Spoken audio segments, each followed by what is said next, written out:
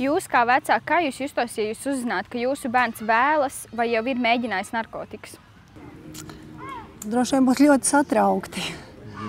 Tas būtu šoks, protams, neliels tāds. Es par jebkuru cenu mēģinātu viņam palīdzēt. Vai bērni var prasīt vecākiem, ja klasē kāds lieto? Un ko jūs kā vecāki te darītu? Tas pat būtu labi, ja bērni stāstītu vecākiem, ja kāds klasē kaut ko tādu dara. Un es domāju, ka noteikti, es piemēram, droši vien, ka gribētu sazināties ar klases audzinātāju, tā, lai viņi neakcentē, piemēram, citu klases biedru vidū, kas tieši no kurienes, ja, bet noteikti gribētu ar viņu aprunāties un viņai to pateikt, lai viņi tālāk var sazināties ar tā bērna vecāku. Un varbūt, ka tas vecāks nemaz nenojauš, ka kaut kas tāds notiek. Ko vecāki dara, lai pasargātu savus bērnus no narkotikām?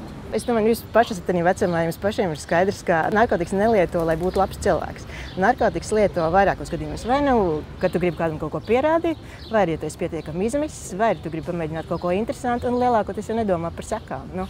Tas, ko vecāks var nodrošināt, var palīdzēt, viņš var radīt apstākļus, lai bērns varbūt pat nedomātu par to, respektīvi, lai mājās būtu pietiekoši mierīgi un droši.